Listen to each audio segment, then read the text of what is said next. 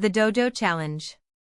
The afternoon sun filtered through the tall windows of the Junfan Gung Fu Institute in Los Angeles, casting golden beams across the polished wooden floor. Bruce Lee moved with the precision of a Swiss watch, his feet gliding in circles as his hands sliced through the air in lightning-fast strokes. Sweat dripped down his bare torso, every muscle defined beneath damp skin. He trained Chisaw, the sticky arm, with one of his most advanced students, a young man from Hong Kong named Raymond, who tried, unsuccessfully, to anticipate the master's movements. It was then that the dojo door opened with a creak.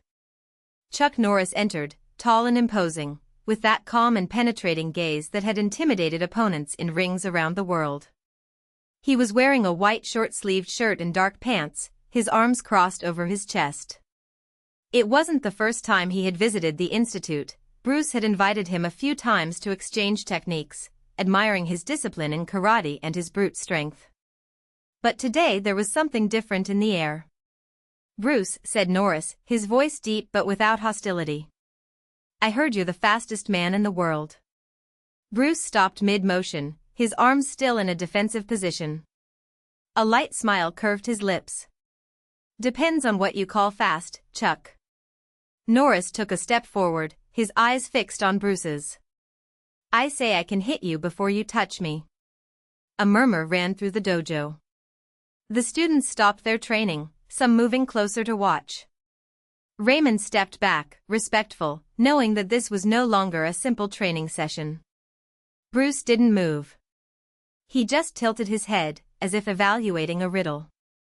"Are you saying you can hit me first?" "Exactly. Even if I'm prepared?" "Even so." Bruce let out a short laugh, more in surprise than amusement. "All good. Let's see." The two positioned themselves 3 steps away from each other. Bruce assumed his fighting stance, knees slightly bent, hands open and ready to intercept any attack. Norris, in turn, stood erect, his fists clenched at his sides, as if waiting for the right moment to deliver a single decisive blow. The silence in the dojo was so thick that everyone present could be heard breathing. Then, Norris attacked. His right foot came forward in a front kick, quick, but not as fast as a punch. Bruce dodged with minimal movement, rotating his hip to the side, and counterattacked with a finger jab straight into Norris' eyes. But before his fingers touched the target, Norris' fist was already there, a precise right that hit Bruce in the chin with a sharp crack. The impact made him step back half a step, but he didn't fall. His eyes sparkled, not with pain, but with fascination.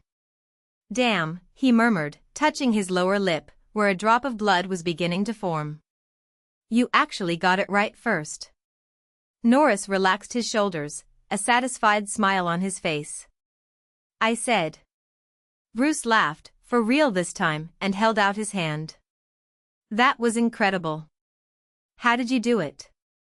Norris shook his hand firmly. "It wasn't just speed. It was timing. I knew you would counterattack the moment I moved. So instead of trying to be faster, I anticipated his reaction." Bruce nodded, impressed. "This is pure Jeet Kune Do. Adapt to the opponent, not just the technique." The two spent the rest of the afternoon exchanging blows, philosophies and laughs. Norris demonstrated the strength of his roundhouse kicks, while Bruce demonstrated the fluidity of his movements, teaching Norris how to use Wing Chun to close distances.